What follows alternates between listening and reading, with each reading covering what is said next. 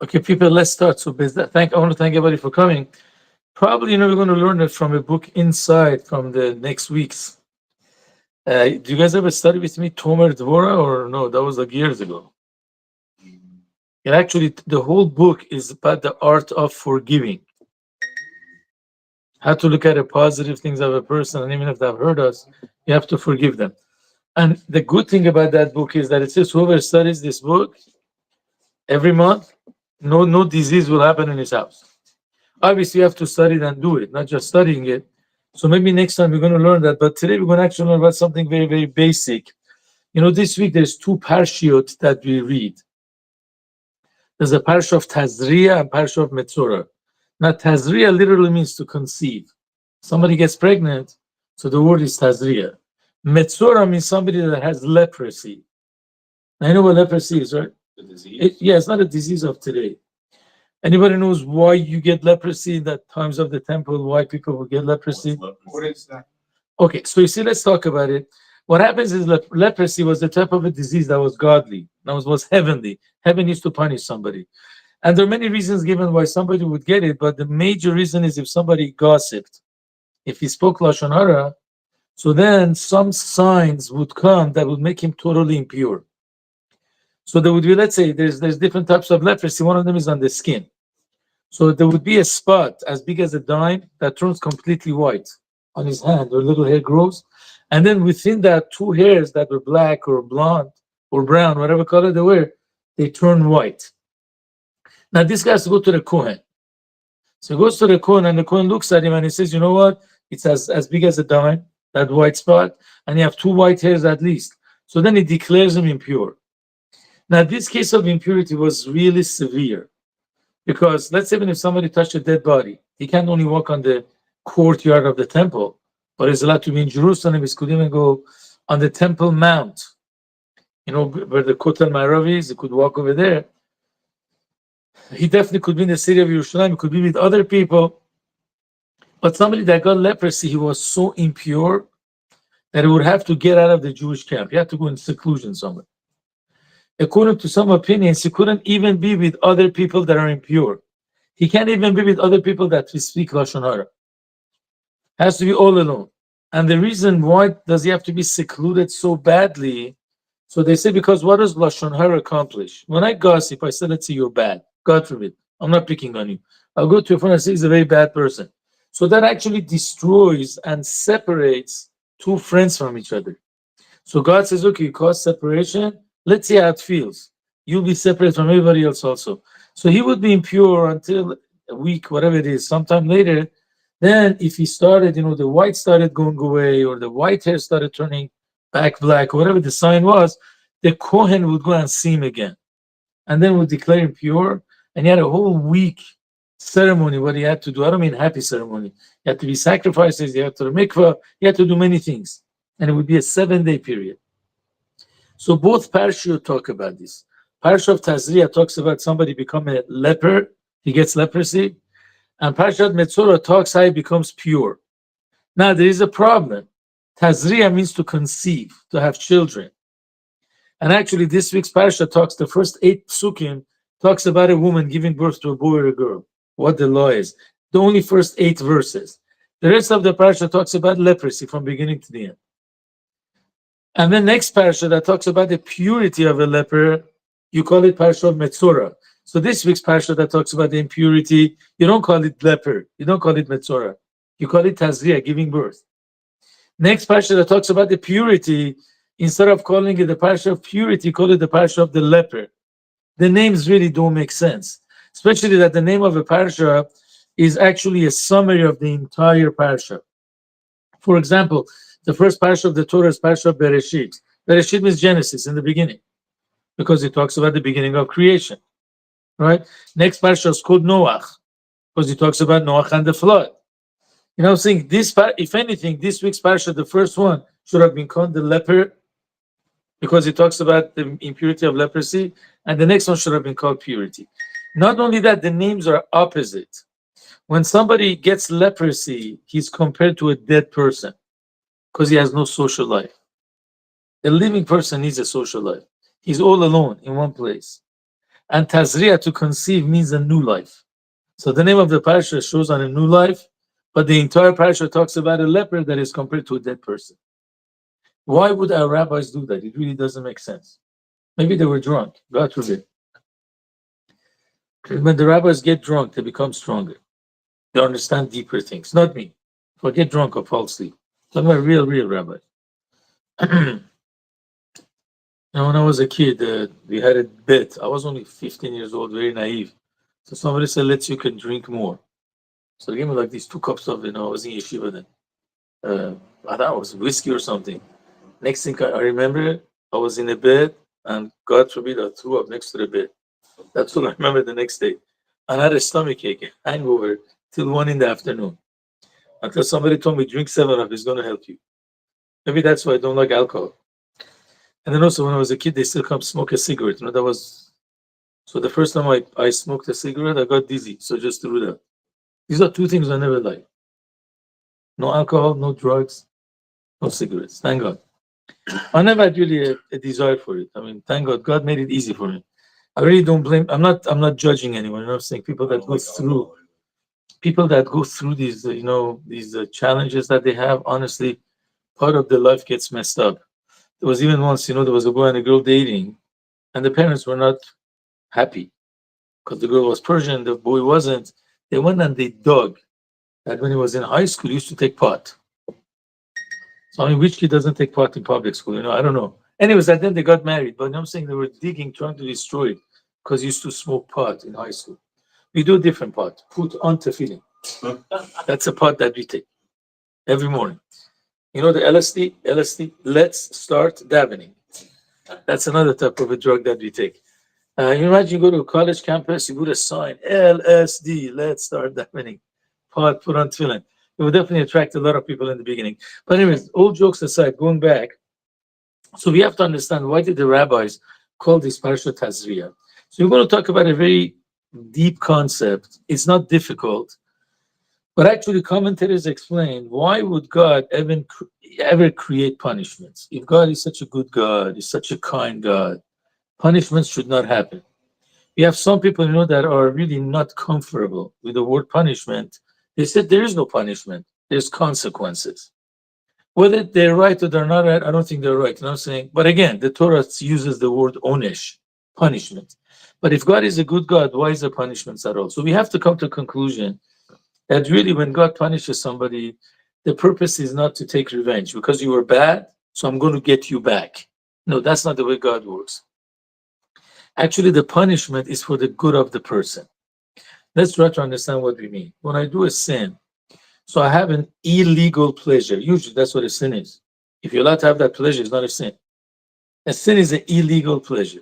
So because I had an enjoyment which is forbidden, so what happens is when God brings, punishments or whatever it is, because it's painful, so that actually forgives or erases the illegal enjoyment that we had, because it's the opposite. Pain is the opposite of enjoyment.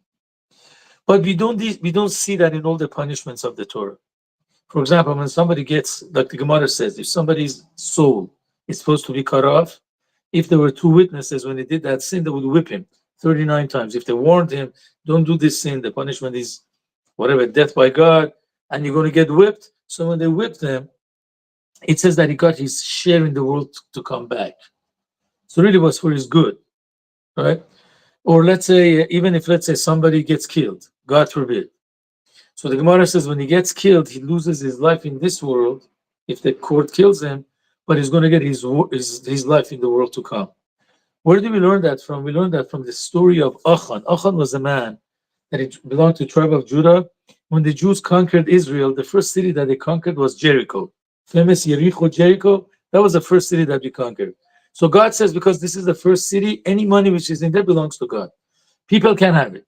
So Achan couldn't hold himself back. He stole 4 extremely expensive things. Next war, the Jews lost. So now Joshua is very afraid. God, you promised you're going to protect me like you protected Moses. How come we lost the war? So God tells him, go find out who sinned. So they find that Achan was the one that stole. So Achan gets killed. But Yeshua says a very interesting word. He says, you're cut off from this world. It says, Yarkecha Hashem, or something from here. What do you mean you cut off from this world? Which other world did he live in? He lived in the moon? He lived on earth. How come it says you're going to be cut off from this world? So the Gemara says, even though you're getting cut off from this world, you get your share in the world to come. The problem is that we don't really see how the punishment is for our good. We believe that's for our good, but I don't see it. The only punishment that we see that is definitely for the good of the person is when somebody speaks lashon hara, he gossips, and then he gets that impurity, he gets kicked out of the camp. Over there, you could see that the purpose is for his own good. Because the Maimonides says, why do you put him in separation? Not only for him to feel what it means to separate people from each other, but when he's alone, he has to start thinking. Right? When there's somebody else, so just talk. Sometimes I don't think. When nobody's around me, I'm going to think, why am I here? God is giving me a message. I don't like you to gossip. So the fact that he's getting separated, we see that it's for his own good. That he's going to speak, he's going to stop gossiping. Clear? So we see that the punishment here, and that reveals, by every punishment of the Torah, the purpose is to discipline the person. God forbid, God is not interested to take revenge. He's not a, what do you call it? Dragon, fire comes down and kills you. There's no such thing. So once we know that, we actually understand regarding all the other punishments, that's the same way too. Now we understand why is this Parsha called Tazria. When the punishment comes and this guy learns not to gossip, he's going to start a new life. It's going to be a pure life without gossiping. That's what the Parsha is called Tazria, conceiving. A new life is coming to this world. All right, so they actually chose this word to teach us that, don't think that God hates you when a punishment happens. Hopefully no punishments should happen. But if you have challenges, certain times you have consequences, as other people say, but we have punishments. God is sending a message that I want you to start a new life, change your path. Not that God forbid he hates you. That's one thing. The other thing is, guys, who actually goes and looks if this guy is impure or not? When he gets the white spot and the two hairs, who looks at him? The halach is only a Kohen can look at him. A Kohen has to look at him and he's going to say, you're impure. As long as the Kohen doesn't see him, he's not impure yet. That's what I told you, it's a heavenly punishment. If I catch a cold, right, it only is defined as a cold when the doctor diagnoses it. If somebody, God forbid, has a cancer, when the doctor realizes cancer, then it turns into cancer? No. The doctor doesn't make you sick. The doctor just diagnoses the sickness. Over here, the man doesn't become impure. The woman is not impure. Until the Kohen sees him and he says, okay, you got signs of impurity, you're impure. Because of that, when he was in a house, everything in the house would become impure too, if he was declared a leper. So they would tell him, take everything out of your house. So when they go check him in his house, so there's no more vessels there. The walls of the house never become impure because they're connected to ground. Why did they do that? Because they don't want these vessels to get impure at all. So the impurity only happened when the Kohen looked at him. Now imagine there's the Kohen that can't really realize, because not every white is, the Prophet says, not every white is impure. It has to be a certain whiteness. If it's too dull, you don't become impure. So imagine it's the Kohen that is colorblind, or he can't really see how white it is. So how would he declare this guy impure? They would bring a scholar, he would look at it, and he would tell the Kohen, to my knowledge, this is impure. Declare him impure. But the scholar couldn't do it, the Kohen had to do it. So seemingly this is only a decree of God that we don't know the reason. However, the Maimonides writes down, everything in the Torah has to have a reason. Even if it's not the true, deep reason, you have to try to find the reason for that. Why is the Kohen chosen to be the one that declares somebody impurity, that is impure? So actually, there's a very big lesson that we learn from this. Number one, let's talk about Kohanim. Kohanim are known to be people that are supposed to love all the Jews. If they don't love all the Jews, there's a big problem. Let's not, anybody's a Kohen here? Well, you go to the synagogues, what? Maurice Cohen. Maurice Cohen. Right, so he actually goes and blesses the people, during the prayers. So when they make a bracha, they say, Shekidishanu, Bikdishato shel Aaron, we bless God, that he sanctified us with the sanctity of Aaron the priest. Betzivanu, and he commanded us, Levarech et Amo Yisrael be'ahava, that we should bless God's nation with love. The word be'ahava. Do you ever mention the word of love in any mitzvah that you do? You don't say Lohaniach tefillin be'ahava. I'm putting on tefillin with love. You don't say leitatev betzitzi be'ahava. When your mothers light Shabbat candles, or your sisters light Shabbat candles, they don't say lahadlik ner shel Shabbat be'ahava. Even if you don't love God, you do it. Doesn't matter. But I'm saying not that you hate God. You don't have that feeling of love in your heart. You just do it because God said so. When it comes to Kohanim, they make the bracha levarech et Am Yisrael be'ahava. Imagine there's a Kohen that hates the people in the synagogue. Halacha says it's better for him to walk out and not bless people. Because since he's going to say the word be'ahava and he doesn't mean it, it's dangerous for him. Halacha says that. Better for him to walk out and not do a positive commandment of the Torah because he's supposed to love somebody else. He has to do this mitzvah with love. And actually, Aaron, who was the father of all the Kohanim, he had a genuine love for every single Jew. I'm sure you know about the story when two Jews fought. What did he do? Reuven and Shimon had a fight. What? I feel like there's been a lot of two Jews that fought. Right. So, I mean, we don't do anything about it. What did Aaron do about it? When Reuven had a fight with Shimon, he went to Shimon and he said, Shimon, Reuven is really sorry. He just doesn't have the face to tell you sorry. When you see him next time, just tell him you accept it. Before Shimon had a chance to see Reuven, he ran back to Reuven. And he told Reuven, you know what? Shimon is really sorry that he offended you. But he just can't. He's embarrassed to talk to you. So when they both saw each other, Reuven and Shimon, each one thought that the other guy is sorry. So they hugged each other. I don't know if you know Laura Schlesinger. He used to have a talk show in radio. He was a Christian woman that became actually an Orthodox Jew for many, many years. He used to go to Chabad of Aguro Hills. So one time he actually told somebody to use this trick to make peace between two people. And she said, if it was good enough for Aaron the Kohen, it's good enough for me too. But again, Kohanim are people that are known to be people of kindness. That's one thing. They have to love everybody. You're a Kohen? No? Well, you might get a son-in-law a Kohen. Maybe. If you get a daughter, marries a Kohen. Are you a Kohen? You're what? No, I'm not. Not a Levi either, huh? He said the only Kohen they know is Morris Kohen, and he's not here tonight. If he was, he would tell you all how much he loves you all. I know good Michael Cohen. Who's Morris Kohen? Who's Michael Kohen? He's in the army now. Okay. You want me to call him Maurice? Yeah, tell him to come. You're talking about him. He's not late, even if he makes it to the food. He'll be on time. If he comes after the store is closed, then it's too late.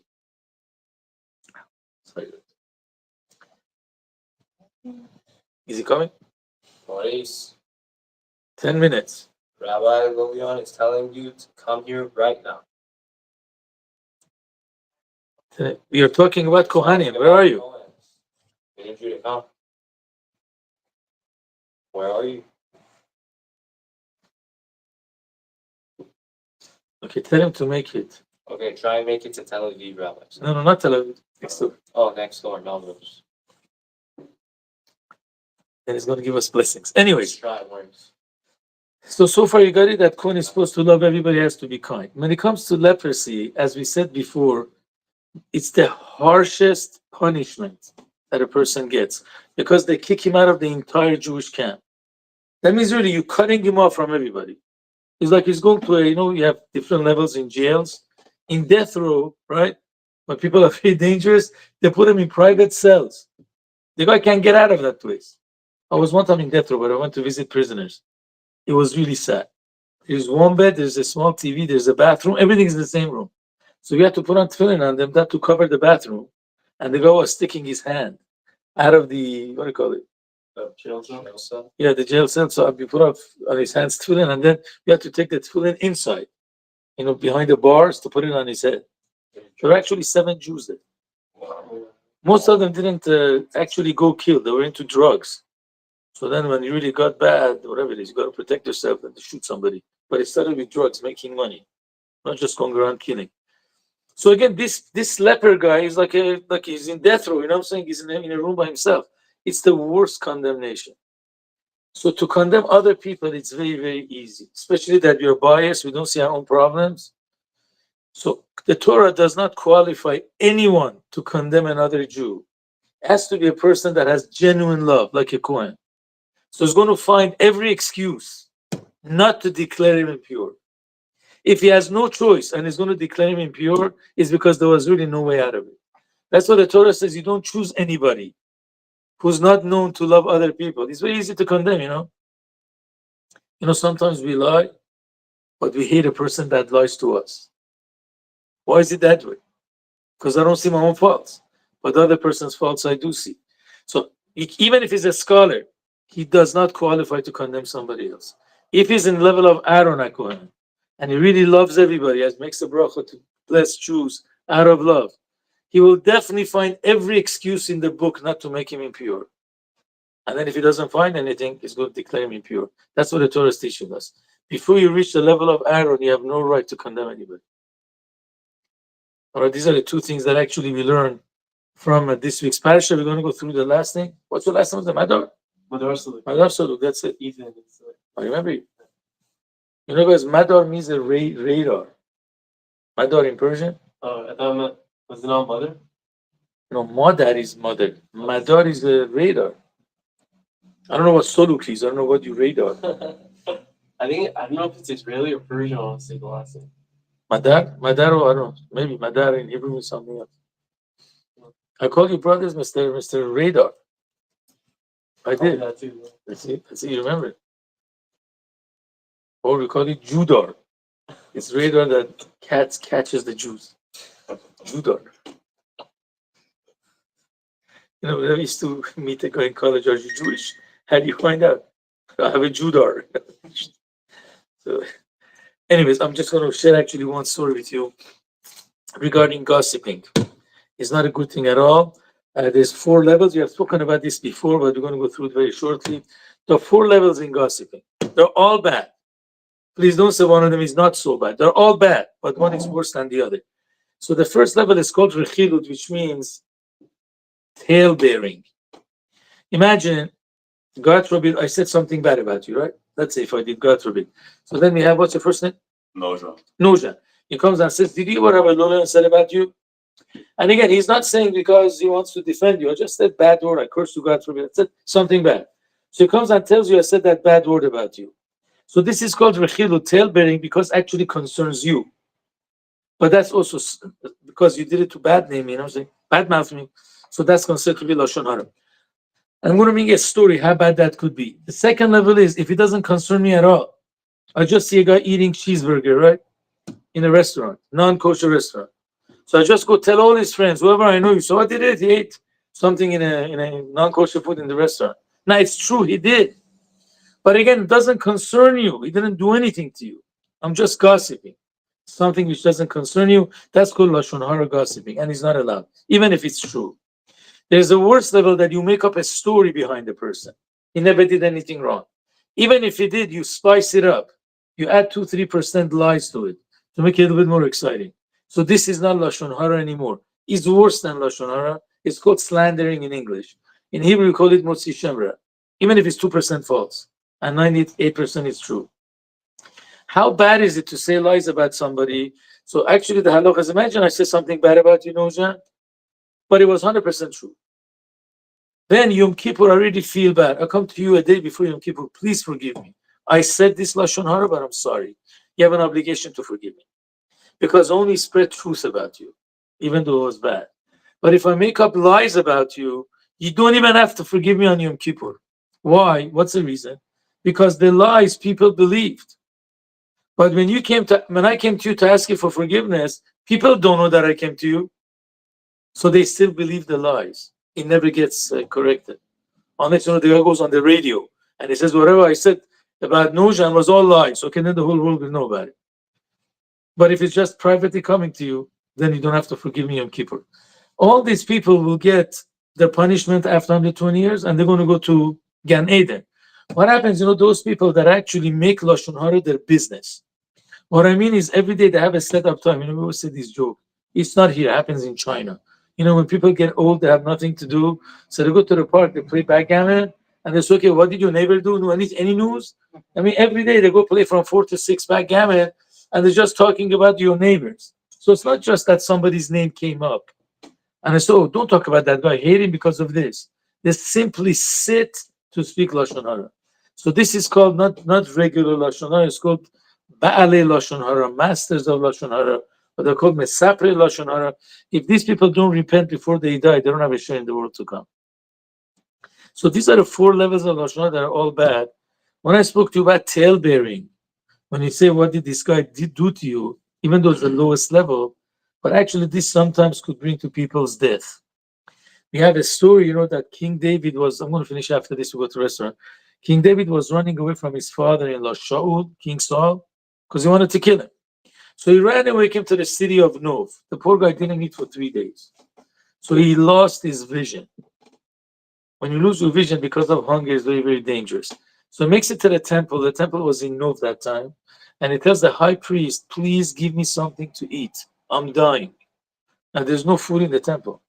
They only had the bread that the Kohanim, the priests, ate every Saturday.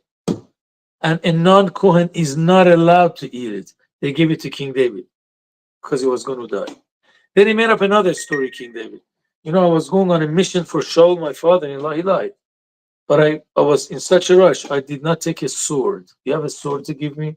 Now, in the Beit HaMikdash, there's no swords. There's only slaughtering knives. We don't have any swords there. The only sword that they had there is when King David, before he was a king, he actually killed Goliath. So he had this huge sword. They put it in the temple as a token of appreciation to God. They give that to King David too. One of David's enemies, David HaMelech's enemies, his name was Doeg, and he tells Shaul the king, did you see what this high priest did? He helped your enemy. He gave him food and a sword. To make the story short, I'm saying, even though he tried to defend himself, the high priest says, King David is your enemy. He's your son-in-law. It's an honor for me to help him. I had no idea he's your enemy. God forbid that I should want your bad. Shaul didn't believe it. King Saul didn't believe it. And he told Doeg to go destroy the whole city. 85 priests were killed on that day. So this was like a tale bearing, right? Right? It was true. He gave him food and sword. Not only that, he even admitted it. So of course, it was an honor for me. He's your son-in-law. But we see tale bearing could sometimes bring death also. So the best thing is always talk good about people, never say anything bad. Even talking good could be lashon hara, you know that. If I say you're good in front of somebody that hates you, if there is such thing, so then I'm going to encourage him to say something bad about you. So in front of people's enemies, you can't say good about that person.